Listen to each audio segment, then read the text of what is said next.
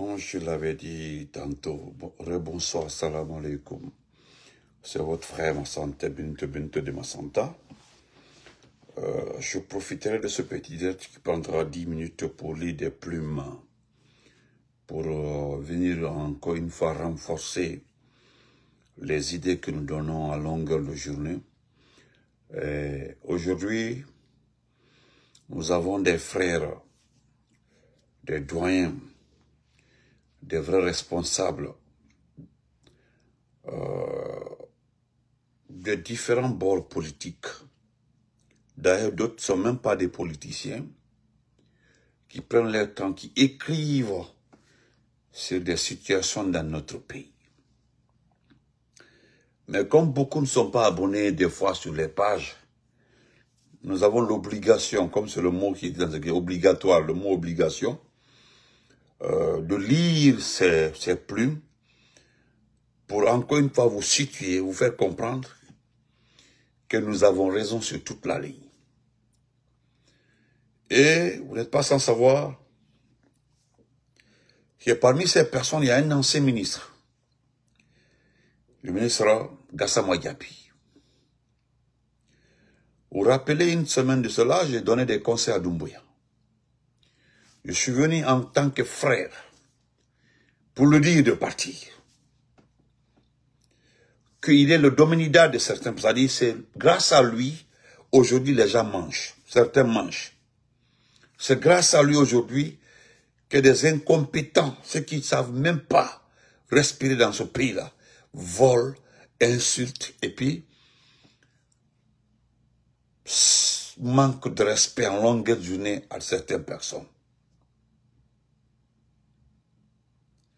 Vous avez vu que la semaine de l'armée, je ne parlerai pas de l'armée. Vous savez, ce que j'aime, c'est les uns et les autres. Ceux qui font de la politique, ceux qui commandent, ceux qui postent, ceux qui sont sur les panels. Ne parle même pas de l'armée guinéenne. Dès que tu parles en dehors, laissez tomber. Parce que cette armée-là, on dit la semaine de l'armée. C'est dans ça là on aime vous mettre en valeur. Mais lorsqu'il s'agit de prendre des décisions très importantes, vous n'êtes pas considéré. Donc, nous allons commencer, bonsoir à tout le monde, Souza, commencer par cette plume, par rapport à cette caution. Cette caution, qui me fait beaucoup rire, cette caution. Cette caution de 900 millions de francs guinéens, qui a été transportée de Conakry vers la forêt par ce type-là. Les voici ici. Voilà ici, voilà. Vous avez vu ce type-là? Les voici ici, là. Regardez-les. Trompé n'a trompé, regardez. Ils sont en forêt où il n'y a pas de route, hein, pour faire croire au monde entier que toute la forêt a dérosé la cause de Mamadi Doumbouya. Mais comme nous connaissons la réalité, on ne perd pas notre temps. Le plus vagabond parmi eux, le voici ici, c'est lui. Le type là, dans un pays normal. Regardez, dans un pays normal, ce type là ne peut même pas être un chef de quartier. Regardez-les. Suleiman Apache. Je dis bien dans un pays normal. Dans un pays, regardez-les. Suleiman Apache. Regardez ces voyous, regardez-les.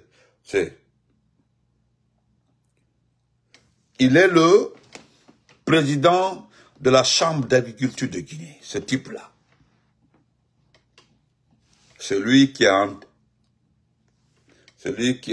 poussé ce petit-là.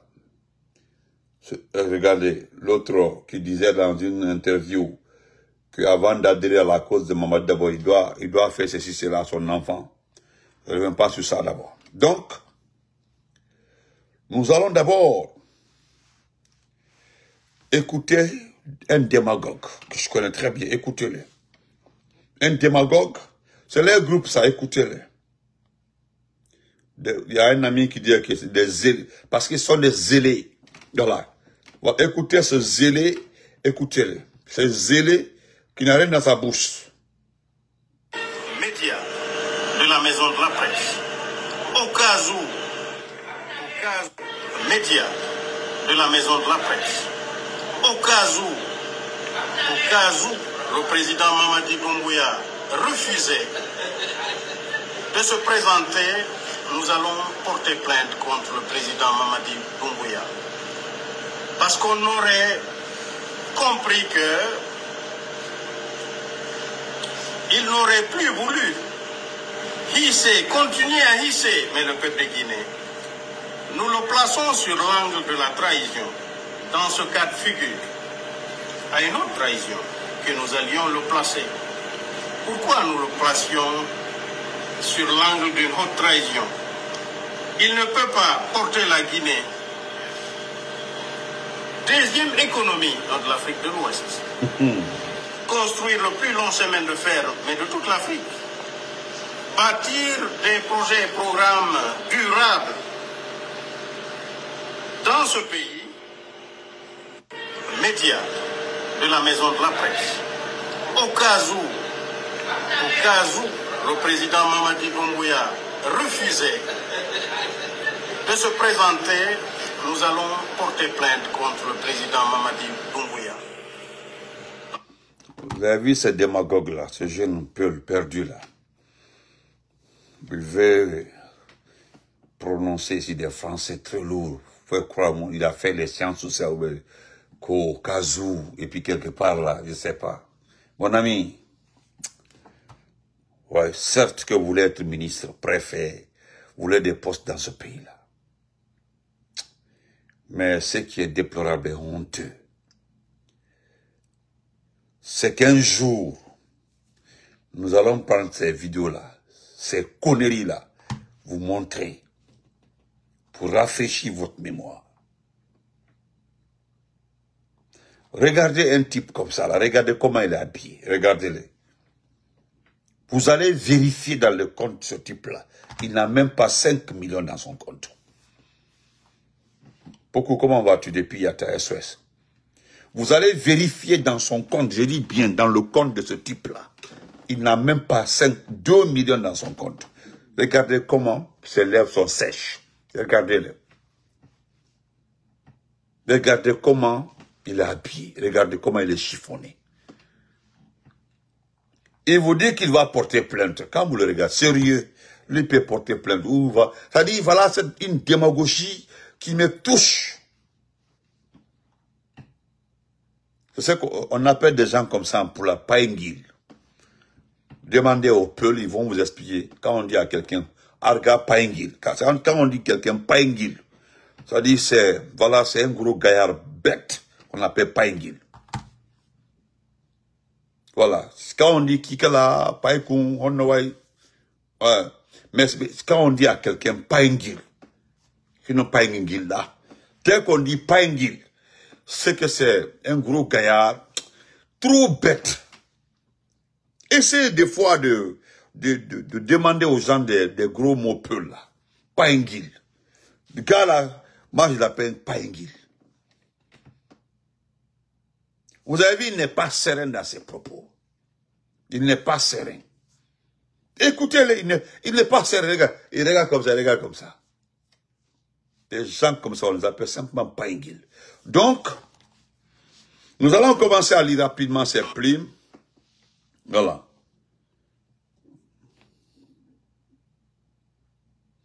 Ah, Adama Kamara, comment vas-tu? Heidi, ça va? Regardez, et puis il reste ma base. Regardez, Malou Baliao. Et puis ici, regardez-les.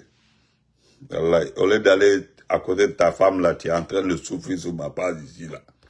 Voilà. Donc, Ousmane Dola, il va. Nous allons commencer par... cousine, tu m'as borré, cousine, tu m'as mis quelque part, il n'y a pas de problème. Madame, comment vas-tu? Ouais. Regardez, je vais commencer par cette plume d'abord. Voilà, cette plume, parce que parce que je suis un peu touché par rapport aux propos de ce monsieur qui vont porter plainte contre Doumbouya. Que parce que, il le dit même dans ses dits, que le gars, voilà, le gars aurait trahi une deuxième fois. Donc lui-même, il reconnaît que Doumbouya aurait trahi quelqu'un. Il le sait. Donc je vais lire ça. Voilà ce que Farafina, le visionnaire, nous donne. Enquête. Caution du parjure à 900 millions. Voilà. Doumbouya dans l'ombre du mensonge des femmes de la forêt. Quand la caution présidentielle devient une opération de manipulation politique, c'est le karma de la jurisprudence qui présentera la facture. Ouais. Le mirage des 900 millions venus des Érékoré laisse pantois. Les femmes de la forêt auraient mobilisé 900 millions de francs guinéens pour financer la caution présidentielle. Une affirmation vertigineuse dans une région où le revenu moyen par ménage dépasse à peine 700 000 francs guinéens. Kenneth Kong. Écoutez très bien, une affirmation vertigineuse. Dans une région où le revenu moyen par ménage dépasse à peine les 700 000 francs guinéens par mois, où la plupart des femmes tirent leur vie du petit commerce, de l'agriculture vivrière ou d'un artisanat de substance. C'est ça, elle va bien, cousine. C'est clair, derrière le slogan triomphaliste, les chiffres révèlent une incohérence économique. Ouais.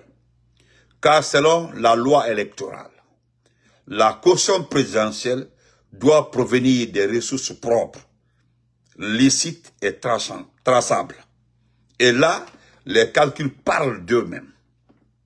Pour atteindre les 900 millions exigés par la Direction générale des élections, il faudrait que 2000 femmes versent chacune 450 guinées de nouveaux francs.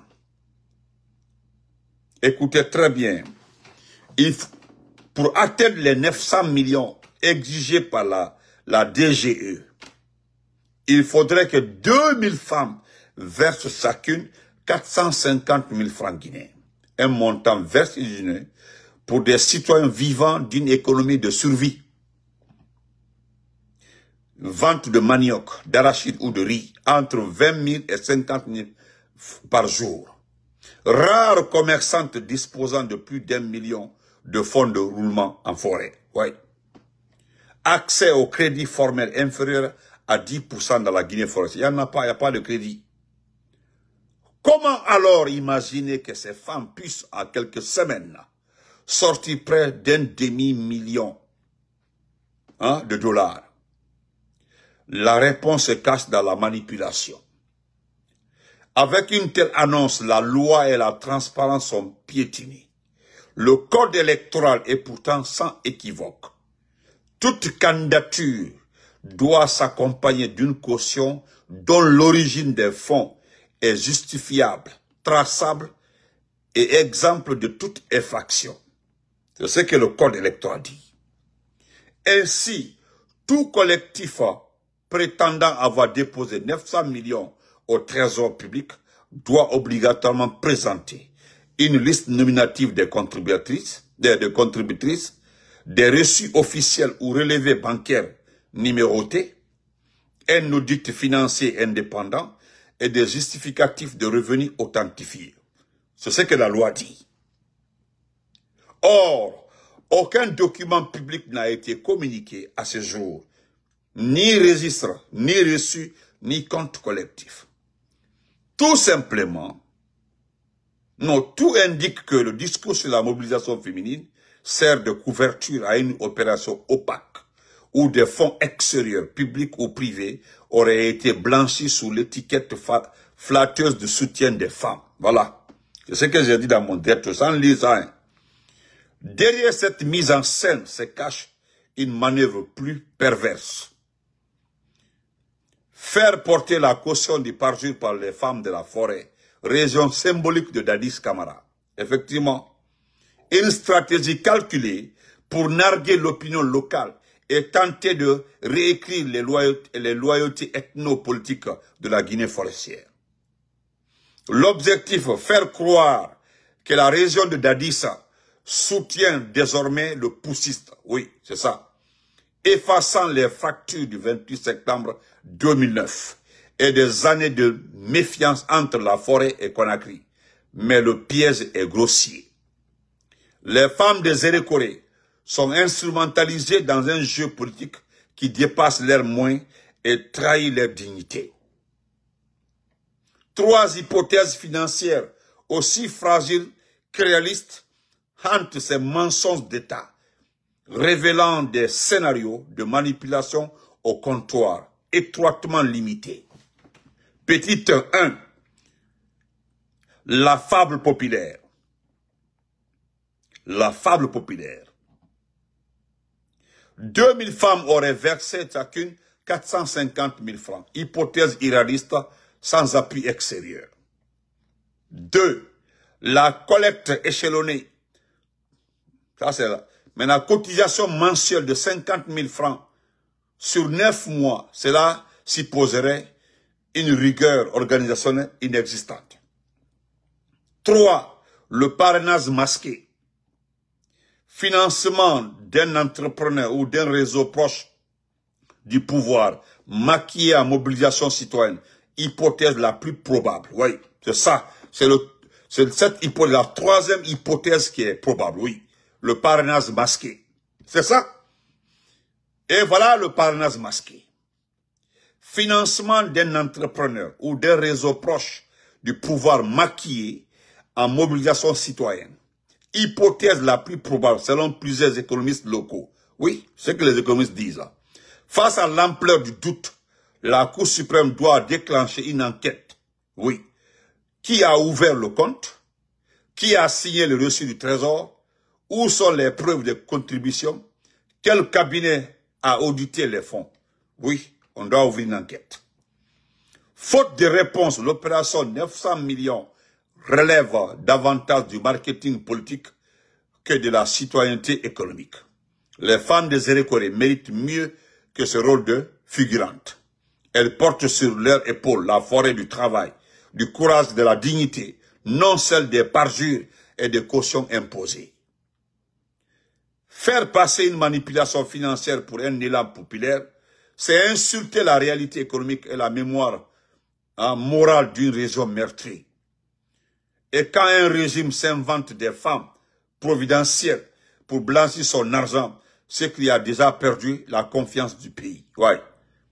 La prétendue caution des femmes de la forêt n'est pas un symbole d'unité, mais un montage politico-financier destiné à blanchir une candidature illégale sous les oripeaux du patriotisme.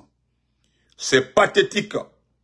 Lorsqu'un régime en vient à se cacher derrière ces femmes pour masquer son parjure, c'est qu'il a déjà perdu la bataille de la vérité. Et bientôt, c'est de la légitimité.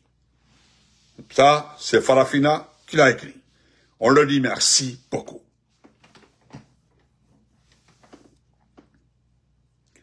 Et nous allons revenir sur le spécialiste. Voilà.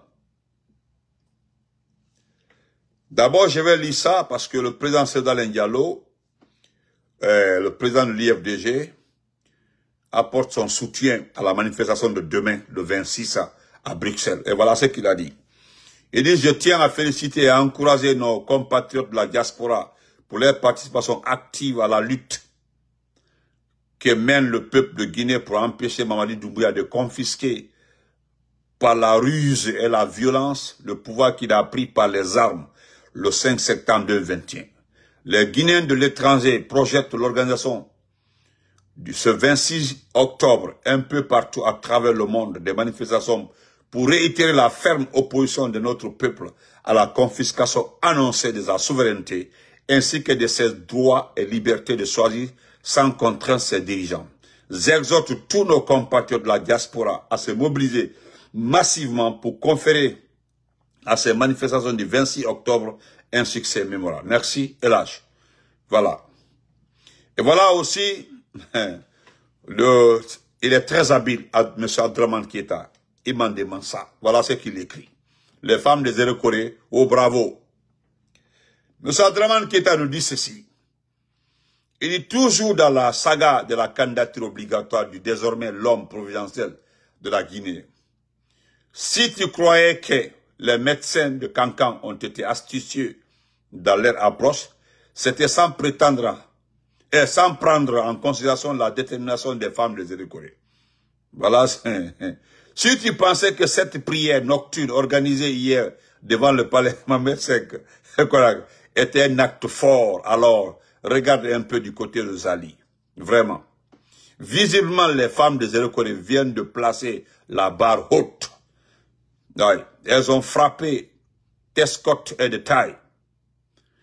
Nos braves femmes viennent de débloquer la modique somme de 900 millions de nos francs pour l'éventuelle caution de parjure de Mamadi Doumbouya. Franchement, je dois dire que les femmes des Zérékoré sont généreuses. Enfin, je ne connais pas l'identité de ces femmes, mais toujours est-il que l'annonce a été faite au nom des femmes des Zérékoré. Voilà. Et à ce titre, mon fédéral, merci beaucoup, mon fédéral. C'est demain, le fédéral là, demain, n'oubliez pas, c'est demain, vous avez vu, je viens de lire le communiqué de notre président, le président Alassane Diallo, pour motiver la diaspora à se présenter demain à Bruxelles. Il y a Bruxelles, il y a l'Italie, il y a un autre pays encore, il y a Bruxelles, Italie, je pense Espagne. Voilà, donc n'oubliez pas, c'est les 3 pays là, donc partout dans le monde. Ça, c'est demain le 26. Et nous disons merci à notre grand fédéral du côté de la Belgique. Merci beaucoup. Voilà. Et voilà, M. Abdraman qui est en Nigerie. Et à ce titre donc, je salue votre magnanimité, votre bienveillance ainsi que votre sens élevé du patriotisme. Mais il dit cependant, pardonnez-moi, j'ai un vilain défaut, en l'occurrence la curiosité. Pouvez-vous nous dire combien de nos francs avez-vous donné aux familles qui ont perdu leurs enfants le 1er décembre dernier au stade de 3 avril des Zérékoré? Très bonne question. Souvenez-vous, c'était à l'occasion de la candidature obligatoire de votre bien-aimé, le général Mamadi Doumbouya. Ceci étant dit, jusqu'à preuve du contraire, je n'ai aucun doute que vous avez mis la main à la poche pour faire parler vos cœurs. Cependant, personnellement, j'ai dû rater l'information, donc quelqu'un pourrait avoir l'amabilité d'éclairer ma lanterne à ces propos. En attendant, 900 millions de merci. Donc, Espagne, voilà, Espagne, merci beaucoup, fédéral. Donc, avant de dire merci à M. Abdraman Keïta, je le rappelle encore une fois. Vous avez le président Cellou, j'ai lu tout de suite là la déclaration du président Cellou. C'est-à-dire demain à Bruxelles, vous avez Espagne, vous avez Italie. Ces 3 grands pays-là vont sortir. Vous avez vu, avant, c'était la France, la Belgique, la France, la Belgique, les États-Unis. Vous avez vu que ça a augmenté. L'Espagne rentre dans la danse. L'Italie. N'eût été le comportement de Sonko, même le Sénégal allait faire ça demain. Le Sénégal aussi allait sortir. Et vous savez, nous avons à peu près 1 million de Guinéens vivants au Sénégal. Je vous dis, on allait faire sortir cette masse. Pour montrer, comme dit M. Abdraman Keïta, ceux qui savent prier devant le Parlement pour la candidature d'un fainéant, vous allez voir ce qu'on appelle, on doit appeler mobilisation. Je l'ai maintes fois dit, si vous voulez quantifier la popularité parce que vous aimez dire qu'il est populaire, ou bien vous voulez mesurer la ferveur populaire dans ce pays-là, mais laissez les partis politiques aussi manifester les joies ou bien parler de leurs partis politiques. Donnez seulement 2 jours seulement à certains partis politiques ici, là, c'est-à-dire au modèle, à l'IFDZ, au RPG. Vous allez voir le reste, je vous le jure que vous allez comprendre. Vous allez comprendre après que tout ce qui vous nargue là, c'est pour avoir de l'argent. Sinon, ils ont tous un parti politique. S'ils n'ont pas le modèle, ils ont l'IFDZ. S'ils n'ont pas l'IFDZ, ils ont le RPG. Ne les cafalent là. Si vous voulez, tentez seulement, essayez. Vous allez comprendre. Bon, on laisse ça. Merci, M. Abdraman Keïta. Merci beaucoup. Maintenant, il y a celui qui a donné conseil. Il a donné conseil à Sozo, à Doumbouya, mais je ne sais pas si j'aurai le temps de lire tout ça parce que je ne voulais pas prendre assez de temps. C'est M. Gassama Diaby. M. Gassama Diaby, voilà. Parce que j'aurais entendu celui qui était chargé de récupérer les biens, celui qui était chargé de récupérer les biens mal acquis, se plaint aujourd'hui il accuse la CRIEF de ses parts. Qu'est-ce qui ne va pas? Bon, on laisse ça. Mais, il y a M. Gassama Diaby, est-ce que j'aurai le temps? Excusez-moi, est-ce que j'aurai le temps là? J'aurai le temps, parce que j'ai envie de lire tout ça là. Est-ce que j'aurai le temps? Mais, permettez-moi de lire un peu. Voilà ce que M. Gassama Diaby nous dit. M. Gassama Diaby, c'est l'ancien ministre. L'ancien ministre, voilà, qui nous dit ceci. Il dit la Guinée est une péto d'hier entre les tragédies silencieuses et les farces tapageuses. Voilà. C'est comme les dames de Zérékoré. M. Adraman Keita vous demande combien vous avez mis à la poche pour aider les familles victimes de l'incident qui s'est passé au stade du 3 avril de Zérékoré. Parce que il y a eu combien de morts là-bas. Mais personne n'a vu quelqu'un payer. Personne. Les 900 millions là, il fallait aussi cotiser pour donner aux victimes. Mais nous allons lire ce que vous connaissez, c'est un intellectuel. Ah non, j'ai beaucoup de respect pour ce monsieur-là. Ce monsieur-là n'est pas Makanera. Lui n'est pas Makanera. Non. Lui là, il n'est pas Makanera. Non. Makanera ne peut pas aussi s'attaquer à ce monsieur-là. Non, je ne crois pas. Hey! Allahu Akbar. D'abord, voilà ce qu'il dit. Rapidement. Il dit, l'histoire se répète toujours 2 fois. La première fois est une tragédie. Et la seconde fois comme une farce, disait Karl Marx. Et Allah. Il faut dire qu'en matière de tragédie, la Guinée en connaît des séries interminables. Quant à la farce, notre pays est un champion toute catégorie aux farces. La farce y est si outrancière que les victimes sont devenues les coupables.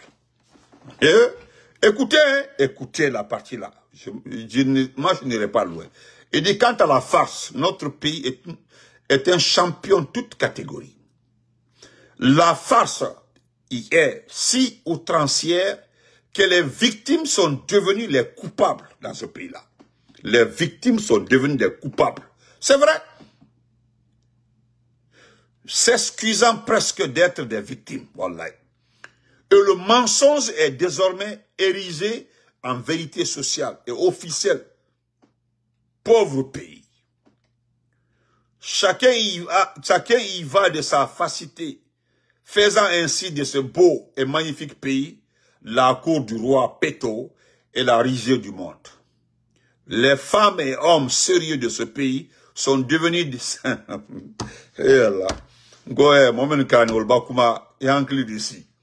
Voilà, c'est qui, même on est école là. Olba Kuma, c'est-à-dire, même Krani, Olba Kuma, il dit c'est baro. Mawala, regardez, comment vas-tu? Tidjane, comment vas-tu, mon frère de sang? Il nous dit que les femmes et hommes sérieux de ce pays sont devenus des insignifiants. Et les arrivistes sont parés de couronne royale, les arrivistes. Les arrivistes.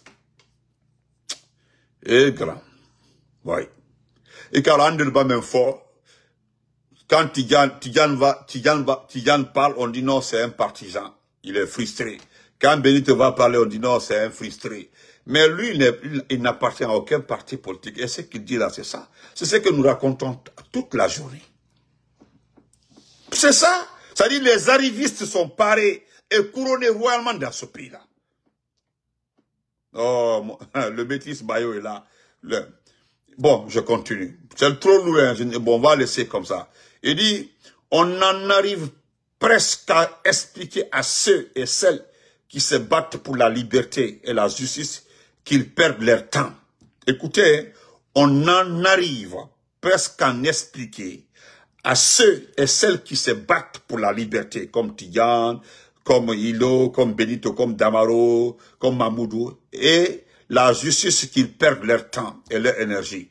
L'époque ayant choisi son camp et sa vérité, celui du pouvoir, de la force et de l'argent, la violence et la brutalité avec. En ces temps d'imposture universelle, dire la vérité est un acte révolutionnaire, disait Orwell. On y est. Drôle de pays, notre Guinée. une fois la vérité officielle des gouvernants imposée au coup de propagande, d'achat de conscience et de violence, de brutalité, d'humiliation et de théâtre que l'on entend avec arrogance, fermer les bancs, circuler, il n'y a rien à voir, il n'y a plus de débat, la messe est dite. Elle va bien. La vérité est connue, même fabriquée, elle est connue. Ceux qui ne s'y soumettent pas mériteraient toutes les infamies, toutes les violences et toutes les humiliations. Il aurait cherché, nous diront-ils, drôle de sagesse sous le ciel hanté de Guinée. La victime est le coupable. Le mensonge est la vérité. Le peuple a parlé et nous tympanise. Nous tympanise-t-il avec mépris et arrogance? Ou possible, mais quel peuple? Où et quand il a dit, allez savoir. Et ceux qui ne parlent pas, sont-ils encore du peuple? Ou méritent-ils encore d'être des Guinéens? C'est à se demander. Si vous n'êtes pas du bon camp, celui de l'arrogance et de la force, vous sortez évidemment de l'histoire et la sentence s'abat sur vous. Banni, vous êtes banni du peuple, s'exclamant nos procureurs du patriotisme mieux et sucré à l'endroit de tous ces traîtres et ennemis de la Guinée qui refusent d'entendre le grand cri et la grande joie de notre peuple soutenant, se réjouissant des inégalités, de l'arbitraire, des violences, de la brutalité et des injustices qui s'abattent en Guinée. Rien que ça. D'ailleurs, sous nos cieux, et cela fit toujours ainsi, les gouvernants et leurs soutiens savent mieux que le peuple lui-même ce qui est bon pour lui. Wallahi, c'est eux qui savent tout. À quoi bon l'écouter donc? Et le problème, ceci ne peut être qu'un détail. Dans ce pays, c'est toujours les mêmes patriotes. C'est les mêmes patriotes. De tous les régimes passés. Et Allah. Non, Tonton Gassama est fort. Yeah. Non, il est fort. Allah. Il dit, et le problème, ceci n'est peut-être qu'un détail. Dans ce pays-là, c'est toujours les mêmes patriotes. De tous les régimes passés. Avec les désastres sur le pays, qui donnent des leçons de patriotisme, wallah. Ils firent toujours du bon camp. Et errent toujours le génie de présenter les échecs en victoire. Les faillites désastreuses en intelligence sournoise. Quant à leurs responsabilités, on devrait, je dire, irresponsabilité. Celle-ci nous a été vendue comme l'expression du patriotisme courageux. Pas de panique sous le soleil de Guinée. Le bon camp change bien vite, plus vite que les saisons. Et les mêmes perdants sont les premiers à s'ériger en gardiens du temple nouveau.